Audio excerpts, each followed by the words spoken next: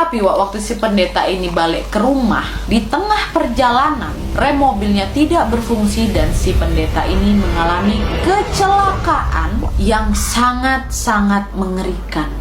Hai, wassalamualaikum warahmatullahi wabarakatuh. Terima kasih sudah klik video ini.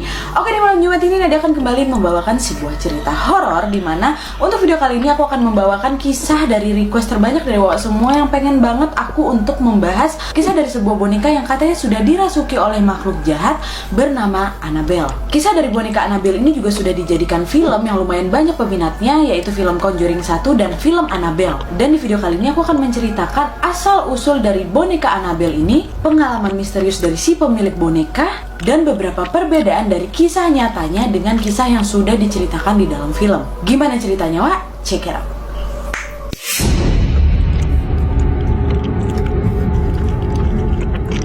Jadi boneka Annabelle ini juga dijuluki dengan sebutan demonic doll atau boneka setan karena di dalam boneka itu dipercaya sudah bersemayam arwah jahat yang sangat-sangat berbahaya. Teror dari boneka Annabelle ini terjadi sekitar tahun 1970-an di Hartford, Connecticut, Amerika. Dan memang saking berbahayanya, dua orang cenayang yang sangat terkenal yaitu Ed dan Lorraine Warren sudah mengamankan boneka ini di dalam museum mereka, di dalam kotak kaca yang terkunci di Museum Occult dan Lorraine Warren di Monroe, Connecticut. Wujud Annabelle yang ada di dunia nyata ini sangat berbeda dengan wujud Annabelle yang kita lihat di film, Dia hanyalah boneka kecil dengan mimik senyum yang tipis dan rambut merahnya yang lurus, matanya bulat dengan hidung segitiga, dan memang kalau sekilas saja kita nengok nggak ada serem-seremnya, Dan sebenarnya nama asli dari boneka tersebut adalah Raggedy Ann, di mana karakternya ini dibuat oleh seorang penulis cerita anak-anak asal Amerika yang bernama Johnny Grow, yang merupakan seorang penulis sejak tahun 1880 sampai 1938. Dan kemudian karakter dari si Raggedy Ann ini dirilis untuk dijadikan sebuah boneka di tahun 1915. Kemudian menjadi buku series di tahun 1918. Dan sebenarnya buku yang sudah dirilis dari penulis ini bukan yang seram-seram, Ya buku biasa, buku cerita anak-anak aja. Tapi lumayan diminati pada tahun itu. Dan setelah dirilisnya boneka dari si Raggedy Ann ini, sebenarnya masih banyak lagi perusahaan yang mengeluarkan boneka dengan karakter yang sedikit berbeda di tahun 1920-an. Tapi memang untuk karakter Raggedy Ann itu yang aslinya ayam bentuk ini nih, Terus kenapa dia disebut Annabelle, Nat? Gini, Jadi sebenarnya kisah asli dari Annabelle ini bermula ketika adalahnya seorang ibu-ibu membeli boneka Raggedy Ann itu untuk anaknya yang bernama Donna sebagai hadiah ulang tahunnya. Tapi juga ada yang bilang sebenarnya itu bukan kado ulang tahun, tapi kado Natal. Ya whatever lah, itu yang penting mamanya ini ngasih anaknya kado boneka itu. Dan setelah Donna menerima boneka itu, ya biasa aja dimain-mainkannya. Ya kayak biasa orang main boneka tuh kayak gimana sih. Sampai akhirnya ketika Donna ini sudah mulai beranjak dewasa, tepatnya di tahun 1970-an, Donna ini kuliah lah kan. Dia ambil jurusan keperawatan. Udahnya, dia memilih untuk keluar dari rumah dan sewa unit apartemen bareng tua sama kawannya. Dibawalah boneka itu sama dia. Dah kan. Waktu itu Donna udah sekitar 28 tahunan tuh. Setelah Donna pindah ke apartemen itu bersama temannya yang bernama Angie, beberapa bulan di sana nggak ada masalah, Hari demi hari berjalan seperti biasa. Sampai akhirnya Donna dan Angie ini menyadari sepertinya ada yang nggak beres nih dari boneka yang dibawa sama si Donna itu. Kenapa? Karena boneka itu sudah mulai menunjukkan keanehan, Keanehan itu bermula ketika Donna meletakkan bonekanya ini di atas tempat tidurnya. Pada saat itu si Angie temennya, dia masuk ke kamarnya Donna untuk mengambil sesuatu. Donnanya lagi nggak di kamar, lagi di luar tuh. Don, aku pinjam barang kau bentar ya. Iya, pakailah tuh, ada di atas mejaku. Diambillah sama si Angie. Nah, Angie ini ngelihat boneka itu ada di atas tempat tidurnya Donna. Ya udah kayak biasa aja, diambil lah itu barangnya si Donna, keluarlah nih sebentar si Angie kan.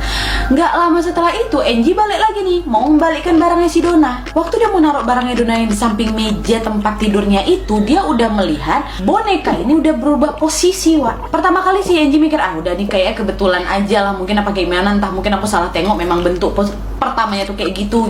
Dah nggak begitu digubris sama si Angie. Akhirnya Donna juga merasakan hal yang sama ketika ya sama juga dia ngelihat pertama aku nengok posisi boneka itu diam aja di situ. Terus tiba-tiba aku tinggalin bentar, aku balik lagi, berubah posisinya udah mulai agak lebih jelas nih, bukan geser-geser lagi. Kaki si boneka itu tiba-tiba menyilang. Dah kan, udahnya dipanggil si Angie, "Wah Angie, Enji kata gitu.